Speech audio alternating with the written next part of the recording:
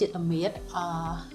បានប្រើនៅក្នុងអាហារសពថ្ងៃយើងដើម្បីឲ្យសម្រស់ស្រស់ស្អាតហើយអាហារនោះមានរសជាតិឈ្ងុយឆ្ងាញ់ហើយក៏ប្រើនៅក្នុងវិទ្យាសាស្ត្របុរាណតាមរយៈថែរក្សាសម្ផស្សបែបធម្មជាតិតាំងពីដូនតាមកហើយអញ្ចឹងការសិក្សាស្រាវជ្រាវរបស់អ្នកវិទ្យាសាស្ត្របានឃើញថាល្មៀតមានអត្ថប្រយោជន៍ល្អជាងនឹងទៅទៀតចាអញ្ចឹងបានបង្ហាញថាល្មៀតមានអត្ថប្រយោជន៍ប្រឆាំងអុកស៊ីតកម្មខ្ពស់ហើយនឹងបង្ការការរលាករ៉ាំរ៉ៃអាចទប់ស្កាត់ថែមទាំងជាមួយនឹងដែរល្មៀតគឺមានតួនាទីជាថ្នាំផ្សះបុរាណហើយជួយបំបត្តិភាពរលាកនិងដំបៅក្រពះទៀតចាហើយល្មៀតអាចជួយកម្ចាត់នៅពួក substance allergen ដែលធ្វើឲ្យយើង allergy មិនថាច្រមុះឬក៏ស្បែកទេចាហើយល្មៀតអាចជួយបញ្ចុះខ្លាញ់នៅក្នុងសរសៃឈាមហើយនិងនៅក្នុងសរីរាង្គកោសិកាទៀតពិសេសទៅទៀតការស្រាវជ្រាវសិក្សាបន្តមកទៀតឃើញថាល្មៀតអាចជួយបំបែកកោសិកាមិនល្អចាដូចជា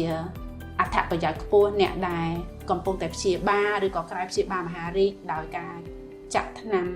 គីមីឬក៏បាញ់កាំរស្មីក៏អាចទទួលល្មៀតបានដែរដើម្បីធ្វើឲ្យប្រព័ន្ធរាងកាយគាត់ខ្ពស់ទៅជួយបំផ្លាញនៃកោសិកាមិនល្អនោះកុំឲ្យរីកឡើងវិញទៀតចាហើយអ្នកដែលធម្មតាក៏អាចប្រើបានដែរដូចយើងបែបថែរក្សាសម្រស់ធម្មជាតិចាធ្វើឲ្យស្បែកយើងភ្លឺថ្លាមិនមានចេញអុតខ្មៅឬក៏មានស្នាមអីទេហើយមួយទៀតអ្នកដែលមានបញ្ហាដំបៅក្រពះអ្នកដែលរលាកសន្លាក់រ៉ាំរ៉ៃឈឺជង្គង់ឬក៏ឈឺចង្កេះអញ្ចឹងគាត់អាចប្រើល្មៀតបានអ្នកជំងឺទឹកនោមផ្អែមអ្នកជំងឺលើសសម្ពាធឈាមអ្នកជំងឺបេះដូងអ្នកជំងឺដាច់សរសៃឈាមខួរក្បាល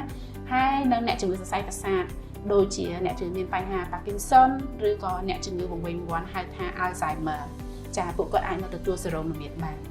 ចាគ្រូប្រថាប់ប្រយោជន៍ច្រើនមែនទេតែបើសិនជាថាអ្នកដែលគាត់ចង់ឲ្យស្បែករបស់គាត់មានសុខភាពល្អហ្មងជួសេរ៉ូមទៀតរត់តែត្រូវទៀតណាគ្រូណាចារត់តែត្រូវទៀតជួយចិញ្ចឹមស្បែកទៅស្បែករបស់យើងភ្លឺថ្លាសុខភាពល្អមិនងាយមានបញ្ហារលាករោលអីផ្សេងពង្រឹងសុខភាពស្បែករបស់យើងកាន់តែរឹងមាំណាគ្រូចាអរគុណច្រើនមែនទេណាគ្រូចង់ឲ្យគ្រូជួយណែនាំទៀតដោយសារតែយើងដើមមកប្រហែលម៉ាស៊ីនហើយតែ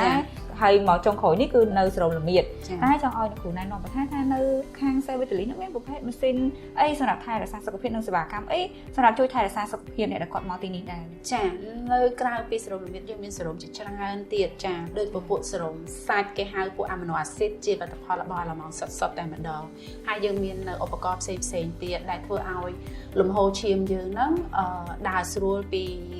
ក្បាលមកដល់ចុងជើងហើយពីចុងជើងទៅក្បាលវិញហើយអ្នកដែលឧស្សាហ៍